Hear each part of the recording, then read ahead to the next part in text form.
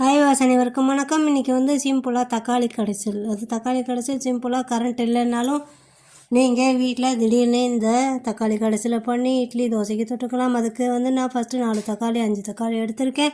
வரமிளகா, அதுக்கப்புறம் சின்ன வெங்காயம், கொஞ்சோண்டு புளி, இதை மட்டும் சேர்த்து கொஞ்சம் குக்கரில் வந்து இதை ஒரு கிளாஸ் தண்ணி விட்டு உப்பு போட்டு வேக வச்சு ஒரு விசில் வேக வச்சாலே போதும். சூப்பராக நல்லா வெந்துடும். நல்லா மைய வெந்துருச்சு. இதோட உள்ள தண்ணியெல்லாம் வடிகட்டி தண்ணியை எடுத்துட்டோம்னா ஒரு கடைசலை வச்சு நல்லா கடைஞ்சோம்னா தக்காளி கடைசல் சூப்பராக ரெடி ஆயிரும். இது வந்து இதுக்கு நீங்கள் தாளித்து கொட்டிடலாம். கடுகு, உளுந்தம்பருப்பு, கருவேப்பிலை, பெருங்காயம் தாளித்து கொட்டு சூடான இட்லியோட இதை ஊற்றி நீங்கள் சாப்பிட்டீங்கன்னா செமையாக டேஸ்ட்டாக இருக்கும். ஃபஸ்ட் டைம் சேனல் பார்க்குறவங்களா இருந்தால் மறக்காமல் லைக் பண்ணி வச்சுக்கோங்க, ஷேர் பண்ணி வச்சுக்கோங்க, சப்ஸ்கிரைப் பண்ணி வச்சுக்கோங்க, பக்கத்தில் இருக்க பெல் ஐக்கானை கிளிக் பண்ணி வச்சுக்கோங்க.